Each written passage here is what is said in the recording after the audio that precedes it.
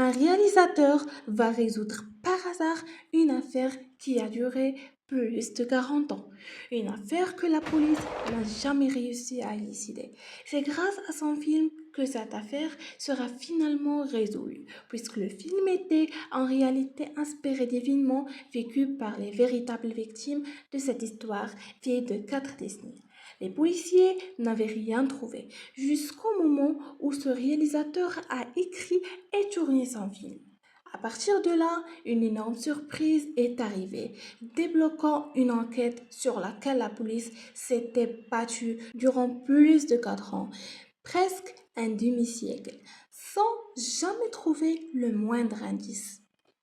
L'affaire contient de nombreux événements et une multitude de détails importants sur lesquels il faut se concentrer, car tout ce que vous allez entendre mot par mot est essentiel. Vos likes et vos commentaires sont plus importants que vous ne l'imaginez, surtout en ce début de vidéo. Commençons donc. Retournons ensemble à l'année 1982 avec Robert Durst. Robert Durst a grandi dans une famille très riche grâce à l'immobilier à New York. Comme il convaincu que l'argent suffisait et qu'il n'avait pas besoin de travailler, il a ouvert un magasin de produits bio. Voilà un petit aperçu de sa vie, mais allons plutôt du côté de sa femme, Kathleen. Kathleen, elle était mariée à Robert Durst, plus âgée qu'elle et leur couple c'était souvent la galère. Un soir, ils se sont pris la tête et elle lui a dit qu'elle passerait plus jamais la nuit dans cette baraque. Roberts a pensé que le mieux c'était de la laisser souffler, alors il a accepté de l'accompagner chez elle. Il l'a emmenée jusqu'à la gare pour qu'elle prenne le train vers Manhattan. Puis lui, il est parti retrouver ses potes. Il l'a vu monter dans le train de ses propres yeux et il est parti. Cette nuit-là, elle a essayé de l'appeler, mais elle n'a pas répondu. Il s'est dit que c'était normal, qu'elle était sûrement encore vénère, mais ce qu'il ne savait pas, c'est que cette nuit-là, c'était la dernière fois que quelqu'un voyait Kathleen. Le lendemain, elle essaya de la joindre de nouveau sans succès. Chose étrange, Kathleen avait totalement disparu. Ce n'était pas dans ses habitudes. Robert décida alors de prévenir la police. Les policiers prirent son témoignage et commencèrent à enquêter. Très vite, l'affaire devient médiatisée. Où est passée Kathleen? Une semaine s'écoula sans nouvelles. Tout le monde en parlait, surtout que son famille appartenait à une famille aisée. Il a dit qu'il avait vu 2 fois. Mais au fur et à mesure de l'enquête, d'autres trucs chelous sont sortis. Kathleen avait souvent des marques sur le visage, qu'elle faisait soigner dans un centre médical spécial pour cacher ça. En gros, ça voulait dire qu'elle prenne des coups chez elle. Du coup, Robert Durst est vite devenu le suspect numéro 1. Les flics ont fouillé son appart tranquille et ils ont trouvé toutes ses affaires à la poubelle. Fringues, bouquins mis des coups, maquillage, tout ce qui était à elle, comme s'il devait jamais revenir. On pourrait dire que vu qu'elle s'était engueulée, il les a balancés. Mais franchement, même en se prenant la tête avec quelqu'un, on ne jette pas tout ce qui lui appartient comme c'était fini pour de bon. En plus, Kathleen voulait divorcer, mais Robert n'était pas d'accord. Il lui a même coupé l'argent. Du coup, elle ne pouvait pas payer ses études de médecine. Tout ça fait qu'on le suspectait grave. Mais bon, il n'y avait aucune preuve béton. L'affaire est restée ouverte. Sans solution, on pourrait dire, on pourrait se dire que ça suffit pour penser qu'il est mêlé. Mais pour les flics, c'était pas assez pour l'envoyer en tôle. De 1982 à 2000, presque 20 ans passèrent sans qu'aucune piste n'apparaisse. Puis, en 2000, un nouveau truc est arrivé. Les flics ont reçu une lettre anonyme avec une faute d'orthographe frappante. Beverly, le mot Beverly mal écrit. Dans cette lettre, il y avait l'adresse d'une maison et le mot cadavre. En même temps, une femme a signalé que sa voisine, Susan Berman, n'était pas sortie depuis plusieurs jours et que la porte arrière de sa maison était restée ouverte tout ce temps. Son chien était dehors et n'était jamais rentré. Et en plus, tous les journaux sont tassés à la porte. alors qu'elle les prenait d'habitude tous les matins. Les flics sont allés à l'adresse indiquée par la voisine. Et dès qu'ils sont entrés, ils ont trouvé Suzanne assassinée. Une balle dans la tête par derrière. Au début, les enquêteurs crurent à un règlement de compte lié au passé mafieux de son père. Mais en fouillant, ils découvrirent que Susan était proche amie de Robert Durst. Pire encore, c'est elle qui avait servi d'alibi à Robert lors de la disparition de Kathleen. En fait, le père de Susan était dans un gros gang. Du coup, les flics ont d'abord pensé que tout ça, c'était un règlement de compte à cause de son père. L'affaire paraît donc là-dedans, mais en creusant un peu, ils ont découvert que l'un de ses proches, c'est... C'est qui? C'est Robert Durst. Oui, Robert Durst. Robert, il est lié à deux affaires. La première en 1982 avec sa femme qui a disparu et qu'on n'a jamais revue. Et la deuxième en 2000 avec son amie Suzanne qu'on a retrouvée chez elle avec une balle derrière la tête. Deux affaires de femmes proches de Robert, l'une disparue, l'autre morte dans des conditions cheloues. Ça pouvait plus être une coïncidence. Les flics étaient de plus en plus sûrs que Robert Durst avait un lien avec la disparition de sa femme en 82. En fuyant, ils ont découvert que Susan était super proche de lui et qu'elle avait même témoigné pour lui dans l'affaire de sa femme, en disant aux flics que la nuit où sa femme a disparu, elle était avec lui chez elle. Quand ils ont appelé Robert pour avoir sa version, il leur a dit qu'il n'est pas au courant et qu'il n'avait pas vu depuis longtemps. Mais sérieux, comment tu peux dire ça alors que quelqu'un d'aussi proche de toi meurt et que tu sais soi-disant rien? En plus, les flics ont retrouvé son nom parmi les gens avec qui Suzanne parlait souvent. Donc, il était clairement en contact, mais voilà sans preuve solide. Je parle de vraies preuves, pas juste des soupçons. Il pouvait rien faire. L'affaire a traîné des mois, puis a été refermée une deuxième fois. Mais cette affaire-là a quand même eu un effet. Elle a permis de rouvrir la première enquête. Et là, d'un coup, Roberts a disparu. Où est-ce qu'il est allé? Personne ne savait. On laisse tomber l'an 2000 et on passe à 2001. En 2001, un nouveau drame a éclaté. Un corps découpé en morceaux a été retrouvé dans des sacs plastiques qui flottaient dans la mer. Et là, avec les empreintes, les flics ont capté direct qui c'était. C'était Maurice Black. Les flics ont remonté la piste jusqu'au son appart. Il habitait dans un immeuble qui avait deux appartements. Après avoir interrogé le propriétaire de l'immeuble, ils ont dit que le premier appartement était occupé par Maurice Black et le deuxième par une dame. Même si cette dame était tranquille, une dame qu'on ne connaît pas, et le beau-frère qui venait parfois. Quand ils ont entré, ils ont trouvé des choses étranges là-bas. Des taches rouges sur le sol qui commençaient dans l'appartement de Miss Black et finissaient dans l'appartement de la dame. Du coup, en même temps, ils ont pris l'affaire pour fouiller l'appartement. Après d'être entrés, ils ont remarqué quelque chose de sombre entre le bois du sol. Les enquêteurs ont décidé de soulever le bois et ont trouvé ensuite que ce sont des taches rouges. Vous savez quoi? Celle de Maurice Black. Ça veut dire que c'est l'endroit où l'auteur a transporté une partie du corps de Maurice Black d'un appartement à l'autre. Mais qui est cette dame? Il leur a donné un nom, mais à la fin, ils ont découvert que ce nom était faux. Quant au beau-frère qui venait chez elle, vous n'arrivez pas à imaginer qui c'était. Avant de vous dire qui c'était, je vais d'abord vous raconter ce qui s'est passé.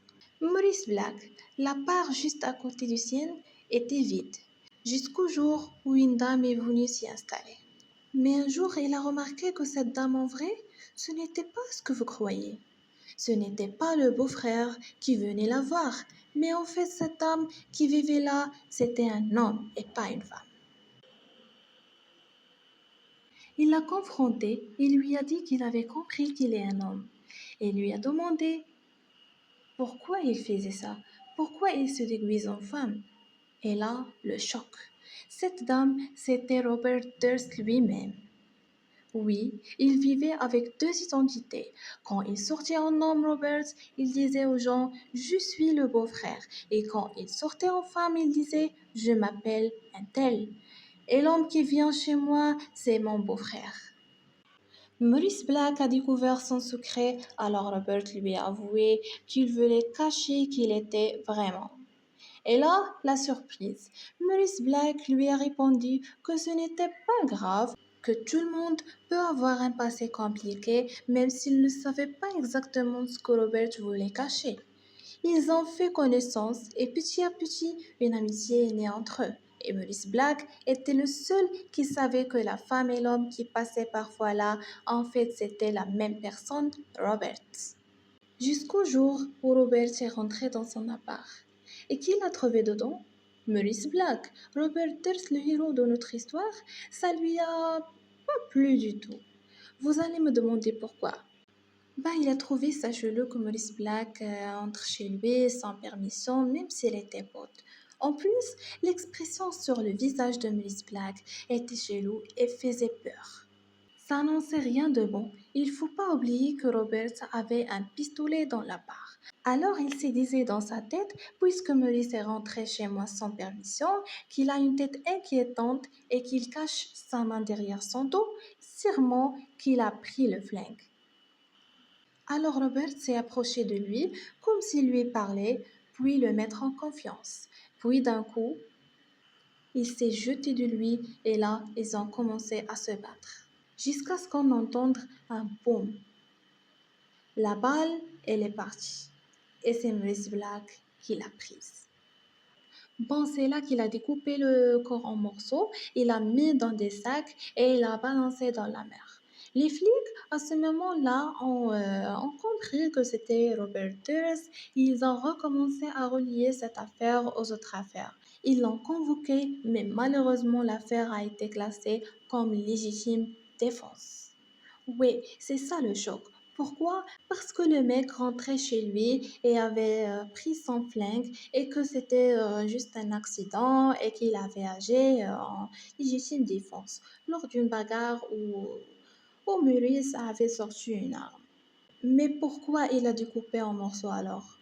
Il a dit qu'il avait peur de vous le dire, que vous alliez pas le croire et donc ils ont pris ça comme de la légitime défense. Comme je vous ai déjà dit, Robert était plein de tunes. Du coup, il a payé une caution de 250 000 dollars pour être libéré en attendant son procès. Mais là, il s'est passé un truc de fou. Il est allé dans un grand surface et il a volé de la bœuf. Quand les flics sont arrivés, le plus bizarre c'est qu'en fuyant, ils ont trouvé 500 dollars cash dans sa poche, 30 000 dollars dans sa caisse, deux flingues et la carte d'identité de Maurice Black. Et malgré tout ça, il a pris juste 5 ans et au final, il a passé que 3 ans. Les années passèrent jusqu'à ce qu'un réalisateur décide de tourner une série documentaire sur lui intitulé The Jinx. Robert, voyant cela comme une opportunité de redorer son image, accepta une interview. Il a voulu aussi convaincre le public de son innocence dans la disparition de sa femme et le meurtre de sa pote. Le tournage commença et les interviews débutèrent.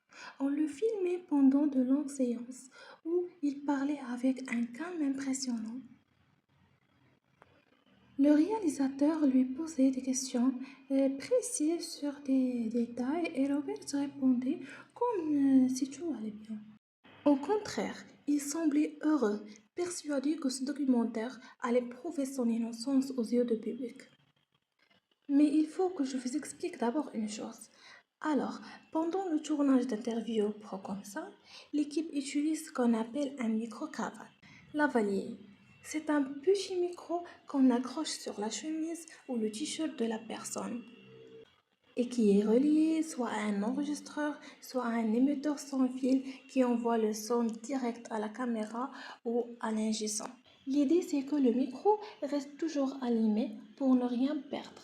Même si le réalisateur arrête ou fait une pause, très souvent, la personne qui porte le micro pense qu'une fois l'interview finie, le son est coupé. Mais en réalité, le micro s'éteint seulement quand le technicien du son vient le lever. Pourquoi je vous ai raconté ça? Patientez, je vais vous expliquer après. Ce qui s'est passé, c'est que le réalisateur avait un sens de l'observation très développé et qu'il a remarqué qu'un message que la police avait trouvé dans la maison de Susan, la deuxième victime après sa femme, contenait la même erreur d'orthographe du mot Beverly et il était écrit de manière incorrecte. Ce même message identique avait été envoyé à la police. Là, il lui dit: en réalité, c'est bien moi qui ai envoyé ce message à Susan, mais celui qui est arrivé à la police, ce n'est pas moi qui l'ai écrit. Pourtant, l'écriture était la même, exactement le même style d'écriture. Alors comment cela pouvait-il ne pas être lui? C'est cela que le réalisateur a remarqué, mais il n'en a rien dit à la police. Il a préféré attendre la fin de l'interview, mais lorsque le réalisateur l'a confronté à ce détail, il y apparaît très troublé. Quand il a entendu couper, là Robert Durst a quitté l'interview et allé aux toilettes. Il est allé se laver le visage parce qu'il était vraiment déstabilisé et le réalisateur a compris qu'il y avait quelque chose qui clochait. Voilà pourquoi je vous ai expliqué que le micro continue de fonctionner indépendamment de la caméra. Parce que même après que Robert Durst soit allé aux toilettes, le micro enregistrait encore. Alors une fois dans la salle de bain, il pensait que le micro était éteint et il a commencé à s'avouer à lui-même. Qu'est-ce que je fais? Pourquoi je n'ai pas su répondre à ces questions? J'allais me trahir moi-même. Et il a dit mot par mot, c'est moi qui les ai éliminés. Oui, c'est moi qui les ai éliminés, bien sûr. Et c'est à ce moment-là que sa confession captée par hasard devenant une preuve énorme contre lui. Le documentaire, au lieu de réduire son image, devient la piège qui révéla sa véritable nature au monde entier. Cet aveu fut une véritable bénédiction pour le réalisateur. C'était suffisant pour l'arrêter et le faire couler. C'est clair, cela a été présenté à la police et en 2021, il a condamné à la prison à vie. Mais en 2022, il est décédé car, comme vous le voyez sur les images, il était déjà âgé. Ainsi, l'homme qui pensait pouvoir échapper à la justice pendant près d'un demi-siècle finit par tomber à cause de ses propres paroles enregistrées par inadvertance. I did not kill Susan Barber, but if I had, I would lie about it. Si vous êtes passionné par les affaires réelles et les enquêtes, cette chaîne est pour vous. N'oubliez pas de vous abonner et à très bientôt pour la suite.